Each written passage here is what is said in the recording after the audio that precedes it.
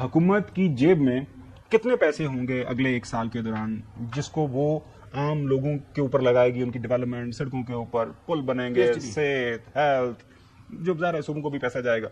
जी तकरीबन 1100 अरब रुपये जो वफाक खर्च करेगी तरक्याती मनसूबों के ऊपर, और उसमें जो सबसे बड़ा पोर्शन है वो NHA का है। तकरीबन 303 अरब रुपये NHA को रोड्स की तामीर के लिए दी जाएंगे, और जिसमें जो सबसे बड़ा हिस्सा है वो N25 जो रोड है बलुचिस्तान में, जिसको खूनी रोड कहा जाता है, उसकी तामीर के लिए वफाक खर्च करेगा। इसके अलावा जो है जो दूसरा बड़ा हिस्सा है वो 147 बिलियन का आबी वसाइल का है। और आज भी बड़ी इंपॉर्टेंट मीटिंग हुई है जिसमें ये तय पाया कि 72 घंटों के अंदर अंदर एक हिकमत अमली बनाई जाएगी। पास में जितने बड़े डैम्स हैं उनकी फंडिंग अगर आउट ऑफ PSGP भी करनी पड़ी तो उसके लिए बंदोबस्त किया जाएगा, ताकि जो भारत की आबी जारियत के लिए हिकमत अमली को तय किया जाए और तरजीहात को तय किया जाए। ये जो रकम होगी आउट ऑफ PSGP होगी, सूबे भी इसमें अपना पूलिंग करेंगे।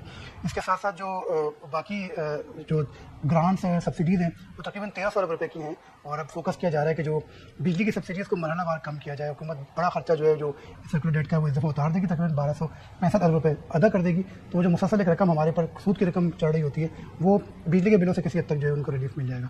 साथ साथ जो है वो कुछ हुकूमत कोशिश करेगी कि 3 से लेकर 5 रुपये या 7 रुपये तक फी यूनिट बिजली भी सस्ती की जाए, जो कि घरेलू सार्फिन के लिए तो IMF मान गया, लेकिन सनती सार्फिन के लिए जो है अगर वो रिकवरी बेहतर करेंगे तो किसी हद तक कोई एक फिस्कल क्वेश्चन होगा कि जो इंडस्ट्रियल सार्फिन है उनको भी जो है वो रिलीफ दिया जा सके।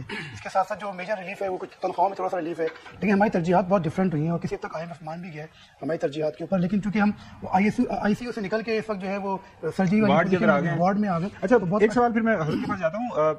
लास्ट ईयर हमारा टैक्स कलेक्शन का टारगेट कितना था, उसमें कितना हम कम टैक्स इकट्ठा हुआ है, और आइंदा कितना टैक्स कलेक्शन का टारगेट है, और कहाँ से टैक्स हम इकट्ठा नहीं कर पाए? क्योंकि सैलरी क्लास में देख रहा था कि सबसे ज़्यादा टैक्स सैलरी क्लास ने दिया है। देखिए जो हमारा इस वक्त हदफ था तकरीबन वो 12.9 ट्रिलियन था, लेकिन हम IMF ने कहा जी अब 640 बिलियन कम कर दें, तो 12.3 ट्रिलियन के ऊपर आ गया। लेकिन ये जमा नहीं हो पा रहा क्योंकि ग्रोथ बहुत कम है। जो असल मसला है वो ग्रोथ का है। और फिर दूसरी बात कि आवाम तो दे रही होती है, अगर आवाम वहाँ नहीं दे रही तो आवाम PDL में 900 अरब रुपये दे रही होती है। अब जब आप उसको GDP में शामिल करेंगे तो IMF के अहदाफ हासिल हो जाते हैं, क्योंकि वो तकरीबन 900 अरब रुपये वो भी आवाम ही PDL की मद में दे रहे होते हैं। लेकिन चूंकि वो NFC का हिस्सा नहीं बनता, वो नॉन टैक्स रेवेन्यू है, इसलिए हमें लगता है कि हमारा जो टैक्स रेवेन्यू है वो कम है। लेकिन अगर पब्लिक के हवाले से देखें तो जो शॉर्टफॉल लगता है हमें कि वो शॉर्टफॉल टैक्स रेवेन्यू में तो है, लेकिन आवाम GDP में अपना हिस्सा दे रही होती है, और वो 900 अरब रुपये डायरेक्ट विफाक को मिल रहे होते हैं जो NFC का हिस्सा नहीं बन रहे होते।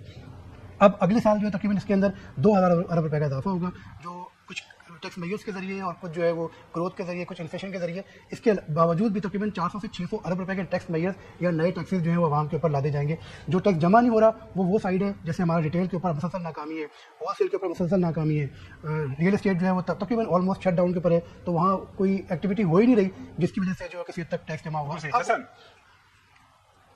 हसन जी, सवाल कर लें आप। सवाल क्या है जी, इतनी अजीब सी बातें बता रहे हैं शेर निज़ामी साहब के सवाल करने का दिल ही खत्म हो गया। अच्छा, वो अच्छी खबर को शेर निज़ामी साहब, कोई मतलब कोई देखिए, आप ईद भी आने वाली है, आप बजट भी आने वाला है, तो वो लोगों की ईद तो को सुख से करने देंगे जनाब। आप ऐसी सी बातें सुना रहे हैं कि जनाब ये इतना टैक्सेस हैं, तो अब देखिए टैक्स तो आवाम पे करे, जैसे आपने कहा कि वो GDP में भी अपनी चीज डाल रहे हैं, तो फिर उनको इंसेंटिव क्यों नहीं मिल रहा? और अगर आप वार्ड में ले आए ICU से इकोनॉमी को, तो वार्ड से तो फिर अच्छी खबर मिलनी चाहिए ना। खाने पीने के गुलदस्ते आ रहे होते हैं, तो वहां पर खाने पीने की चीजें। असल सवाल आजम का यह है कि ईद वाले दिन जो लोग गोश्त खाना है, तो वो ऐसी खबर सुनाए कि वो अच्छे तरीके से गोश्त खा सके और हजम भी कर सके उसको। उसके लिए यही है कि अभी एहतियात की जरूरत है, परहेज करना पड़ेगा। तो वो आपकी खबरों ने परहेज कर दिया है मेरे ख्याल से। वैसे लोगों का खून जल रहा है, आपकी बातों से सुनकर लोगों के खून जल रहे हैं, लोग वैसे सड़ रहे हैं वैसे ही 2-4 किलो वजन जो गरीब आदमी का वैसे ही कम हो देना। शेर निज़ामी साहब, आप लगता है कोई ठान कराई हुई, लेकिन वो बिजली की कीमत कह रहे हैं कम होगी। चौधरी साहब ने भी सवाल, चौधरी साहब आपने भी सवाल काफी चुन के रखे हुए हैं, आज शेर निज़ामी साहब को आपके सामने पेश कर रहे हैं, और आई होप ये मुझे प्रोड्यूसर बता रहे हैं कि शायद आप कैंडी क्रश खेल रहे हैं फोन के ऊपर, लेकिन मुझे पता है कि आप सवाल उसमें लिखा हुआ है वो पढ़ के पूछना चाह रहे हैं, पूछ लें। अच्छा, निज़ामी साहब ये फरमाएं कि अभी तक कितना कलेक्ट हो गया है रेवेन्यू? तकरीबन जी 10 ट्रिलियन से ज़्यादा जमा हो चुका है, और तकरीबन जी 11 ट्रिलियन से क्रॉस कर जाएगा। 10 ट्रिलियन बोलते हैं तो 10,000 अरब जी, 10,000 अरब रुपये जमा हो चुका है। जो हमारा शॉर्टफॉल है वो तकरीबन 1 ट्रिलियन का है, तो वो किसी हद तक जो है वो असल में हम टैक्स टू GDP रेशो के अंदर जो है मुकम्मल है, क्योंकि हमारी ग्रोथ कम है इस वजह से। लेकिन 4 सेक्टर ऐसे हैं जिनके ऊपर प्राइम मिनिस्टर ने बड़ा फोकस किया हुआ है। उसमें नंबर 1 जो है वो ज़राअत, तकरीबन 90 लाख जो छोटे काश्तकार हैं 12.5 एकड़ से कम के, उनको जो है रियायती कर्जे दिए जाएंगे। इसके अलावा जो इंडस्ट्रियल सेक्टर के लिए मसाइल हैं, उनकी तकरीबन 7,000 रॉ मटेरियल्स हैं, वो सस्ते किए जाएंगे, जिसकी वजह से किसी हद तक जो है कॉस्ट ऑफ डूइंग बिजनेस जो है वो कम हो सकेगी।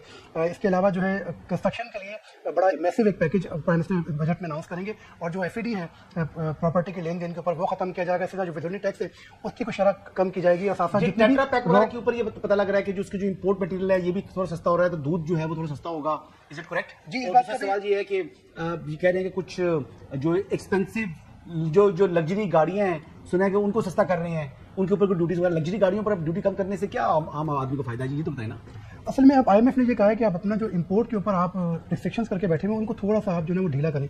इसी वजह से हम देख रहे हैं कि जो 7,000 रॉ मटेरियल्स हैं और इंपोर्टेड आइटम्स हैं, जिसमें बच्चों की टॉफियाँ, चॉकलेट्स, खवातीन का मेकअप का सामान, जो है bathroom fittings, paint, varnish, perfume, जूते, कपड़े, इंपोर्टेड ब्रांडेड, पनीर, जूसेस, इन सब के ऊपर जो है ड्यूटी कम होनी है। इसके साथ साथ जो गाड़ियों के रॉ मटेरियल्स हैं उनके ऊपर जो है ड्यूटी कम होनी है।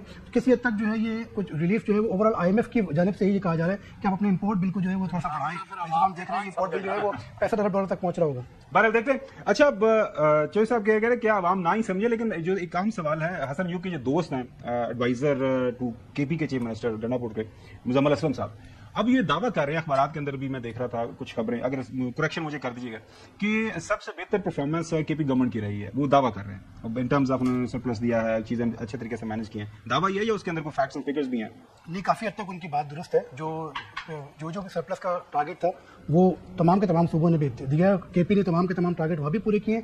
दूसरी बात कि उन्होंने जो नया टैक्स लगाया था जिसको वो राहदारी टैक्स कह रहे हैं, उसकी वजह से उनकी अर्निंग अच्छी हुई है, उनके जो एक्सपेंडिचर है वो ओवरऑल कम हुए हैं। उनकी पेंशन रिफॉर्म सबसे इफेक्ट आइडियलाइज है पाकिस्तान में, इवन के विफाक भी उसको ही कॉपी कर रहा है, उसी ब्लू प्रिंट को जो है कॉपी कर रहा है। तो वो इस लिहाज से जो है उनकी परफॉर्मेंस वाकई अच्छी है और बेहतर है। और खासतौर पर इन्होंने अपने किसानों के साथ शुरू बताइएगा, कुछ ATM के हवाले से खदशात हैं कि भाई ATM पेट्रोल के ऊपर कुछ टैक्सेस लगने लगे हैं, उसके ऊपर पैसे कटेंगे।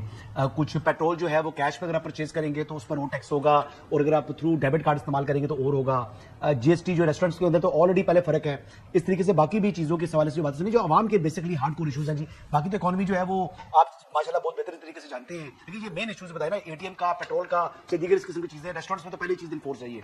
देखिए, जो ATM में 50,000 से ज़्यादा रकम निकलवाएगा उसके लिए जो है वो विड्रॉल, जो अगर वो नॉन फाइलर है तो जो कैश विड्रॉल के ऊपर टैक्स है 0.6%, उसको बढ़ा के 1% या 1.2% किया जाएगा। इसका मकसद ये है कि जो दस्तावेजी है वो हो, लोग फाइलर बने। साथ साथ जो अभी IMF ये कह रहा है कि पाकिस्तान में जो लोग पेट्रोल कैश डलवाते हैं उनको जो है उनकी वास्ता शिकनी की जाए और लोगों को मजबूर किया जाए कि वो कैशलेस हो रहा है या नहीं हो रहा बजट में? जी बिल्कुल, ये तमाम कैशलेस इकोनॉमी की तरफ बिल्कुल ये है, लेकिन प्रॉब्लम पाकिस्तान की जो सबसे बड़ी है वो है गुर्बत के अंदर पिछले 4-5 साल से इजाफा हो रहा है। और पाकिस्तान के अंदर कितने लोगों के पास ATMs हैं, अच्छी बात है, कितने लोगों के पास गाड़ी है, कितने लोगों के पास है, वो एक ज्यादा जो तबका है वो जो चौधरी साहब अक्सर बात करते हैं, अक्सर ये भी निजामी साहब से पूछ लें जी जी कि कभी खैरात से भी गुर्बत कम हुई है? खैरात से तो गुर्बत कम नहीं होती, चौधरी साहब उसके लिए नौकरी पैदा करनी पड़ेगी। और गुजारिश होगी मेरी हसन यूब से और इस तरह के जो बिजनेसमैन लोग भी देते हैं ना, तो वो काम करें कि अपनी जो है ना कारोबार के अंदर कोई बढ़ावत पैदा करें ताकि लोगों के लिए नौकरियां पैदा हों।